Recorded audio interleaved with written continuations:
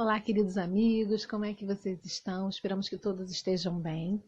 Nós estamos aqui com mais um vídeo desse trabalho que o Sérgio vem desenvolvendo, Seguindo com Jesus.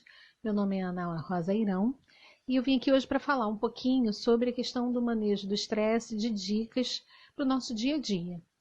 Todo mundo está vivendo esse momento de dia a dia mais puxado, de ter que mudar a rotina, porque a gente está tendo coisas diferentes para fazer, não adianta. Mesmo quem está saindo, quem está precisando trabalhar, está saindo porque necessita, tem uma rotina diferente de usar máscara agora, quem vai ao mercado tem que chegar e limpar as coisas que chegam. Então a gente está numa rotina diferente.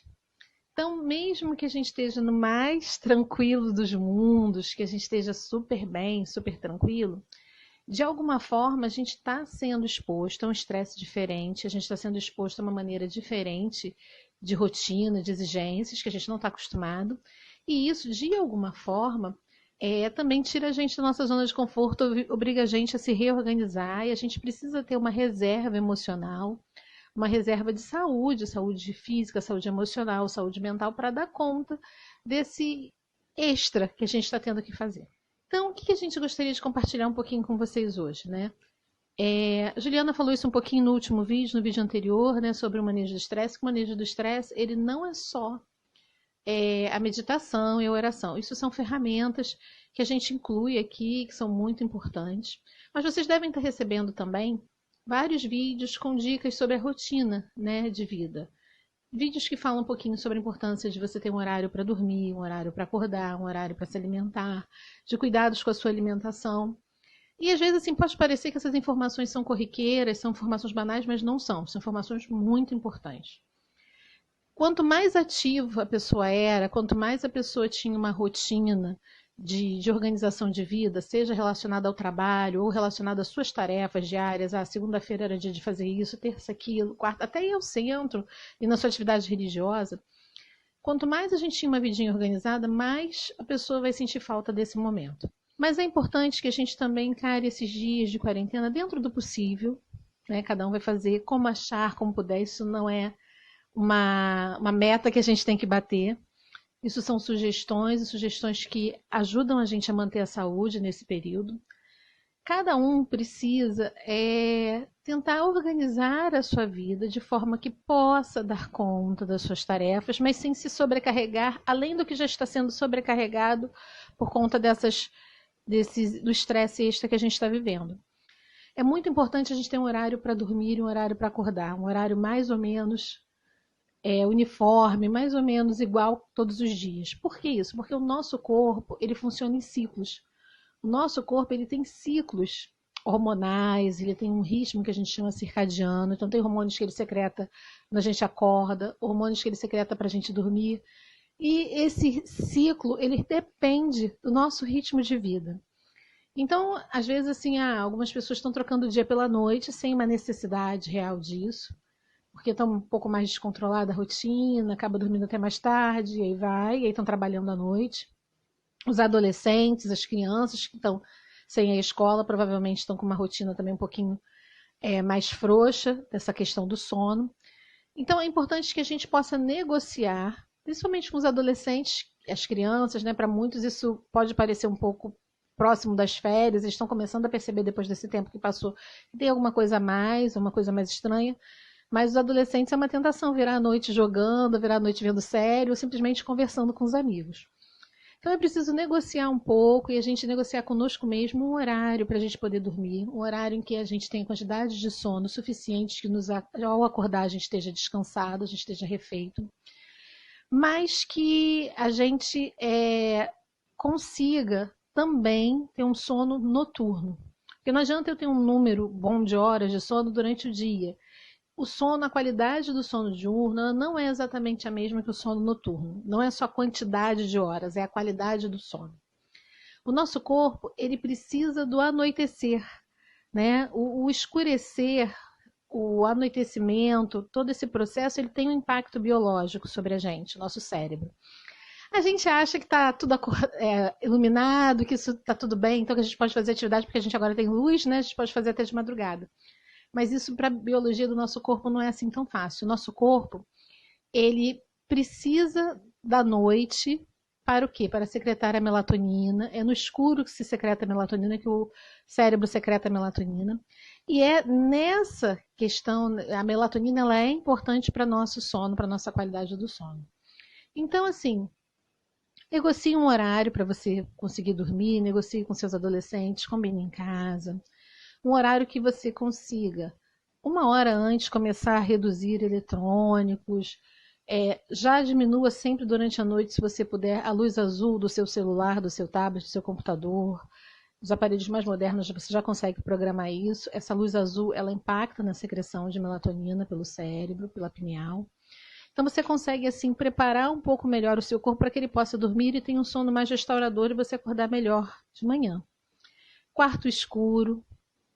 Não levar eletrônicos para o quarto, isso é muito importante. Higiene do sono, os médicos que trabalham com sono falam muito sobre isso.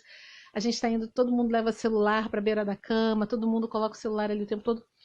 Tentar deixar o quarto realmente para a questão do sono, não ter televisão no quarto, não ter computador no quarto, isso é o ideal.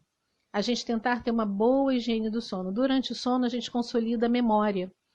Então, dormir bem ajuda a gente a prevenir obesidade, diabetes, problemas cardiovasculares, ajuda a gente a ter boa memória. Para as crianças, para os adolescentes, é importantíssimo para o desenvolvimento, para a questão do aprendizado e para a nossa saúde mental, para diminuir nossa ansiedade.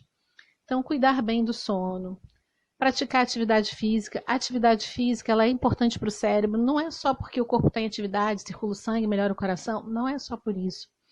A atividade física, ela comprovadamente, ela tem uma ativação também de áreas cerebrais.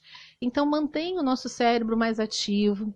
Isso mantém a nossa saúde mental. Não é só uma questão do coração ficar mais saudável, da nossa pressão ficar melhor, da gente ficar com peso melhor. Não é só isso.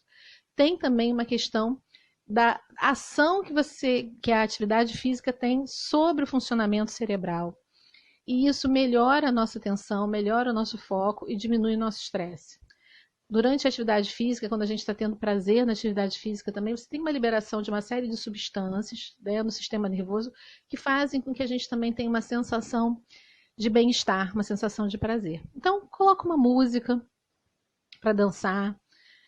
A gente tem no YouTube, tem vídeos sobre yoga, tem vídeos a gente fala que é um treinamento funcional, às vezes são só alguns movimentos, que mesmo pessoas têm alguns, para pessoas de mais idade, que elas podem fazer. Então, procure, vamos se informar, né? Vamos tentar manter uma atividade física regular. Ninguém agora tem, eu particularmente, né? Se a gente não era atleta agora, talvez não seja o momento que a maioria de nós vai conseguir se tornar atleta. Mas é pelo menos o momento que a gente pode manter uma atividade regular para manter a nossa saúde, que isso é muito importante a gente preservar a saúde nesse momento. E um pouquinho sobre alimentação. As questões de alimentação saudável, elas estão aí também, as informações, mas a gente precisa, de alguma forma, também ter um cuidado, porque às vezes a tendência com relação à ansiedade é a gente usar alimentos com mais caloria. E aí a gente acaba comendo mais doces, comendo mais massas, coisas que acabam nos fazendo ganhar peso, e aí a gente entra num ritmo, num ciclo vicioso que não é bom para a nossa saúde. Então a gente também, assim, não é um rigor extremo com isso, mas dentro das nossas necessidades, que tem gente que já tem diabetes, já tem pressão alta, que já sabe que precisa manter uma dieta mais organizada, mas dentro das nossas necessidades a gente tentar o máximo possível comer saudável.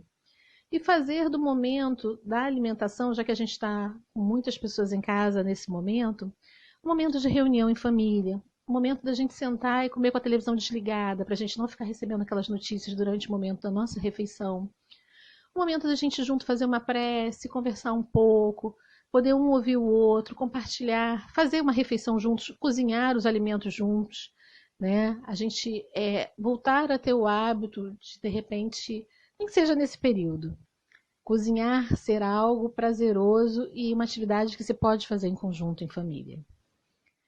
Para a gente ainda, só para a gente caminhar para o encerramento, eu queria falar um pouquinho com vocês com relação ao excesso de informações. A gente está recebendo o tempo todo pelos noticiários, pela mídia, pelo WhatsApp, pelo celular, informações sobre o andamento do número de casos, os problemas que os estados e os municípios estão enfrentando, as dificuldades que existem com o nosso sistema de saúde. O excesso de informação ele também pode gerar ansiedade. Então é um momento da gente se permitir, se recolher um pouquinho. E se você, é claro, né, a gente precisa ter um nível de informação, isso é legal, eu acho importante, mas eu recomendo que se escolha um horáriozinho para ver um noticiário no máximo, ou de repente no celular ver algumas manchetes, algumas notícias de jornal para escolher para ler. Por quê? Porque quando a gente vê a televisão o dia inteiro, a mesma notícia se repete várias vezes. Então, uma notícia, às vezes, de uma morte, de um desencarne, aquela notícia se repete, se propaga. Notícia de algo que está faltando, de algo que está difícil, uma autoridade que está preocupada. E aí, aquela mesma aviso, ele vai várias vezes. Então, o nosso organismo, nosso cérebro vai interpretando cada notícia dessa como mais um evento. Então, você ouve a mesma notícia de um evento ruim 10 vezes ao dia, é o mesmo evento, mas acaba que para a gente pode ter um impacto de 10 vezes, como se tivesse acontecido 10 vezes aquilo. Então, recomendo assim que a gente reduza, que a gente escolha os meios, não vê essas notícias antes de dormir, para a gente poder ter um momento de paz, de tranquilidade na hora de deitar. E proteger principalmente as crianças dessas questões dos noticiários, conversar com eles, saber o que eles estão achando, o que você pensa sobre o coronavírus, o que você acha que é, e conversar com calma, com tranquilidade, porque eles também estão ali, a gente às vezes pode achar que não, mas quem tem criança em casa sabe como eles estão antenados, eles estão ouvindo as notícias, e às vezes não têm condições de interpretar aquilo de forma adequada. Então eles podem estar mais assustados, mais ansiosos do que a gente imagina, e tendo um impacto muito grande dessas notícias na vidinha deles. Bem, esse é o nosso vídeo de hoje. Falando são coisas simples sobre o dia a dia, mas dormir bem, tentar se alimentar bem, ter uma rotina de exercícios e tentar se proteger do excesso de informação. Cuidar para não ter o excesso de informação. A gente vai colocar hoje, também compartilhar com vocês um pequeno videozinho do CVV, que eu acho que é bastante interessante, que pode ser que ajude a muita gente. Vocês podem encaminhar à vontade para quem vocês acharem que vai ser útil, tá bom? Um grande abraço, até a próxima.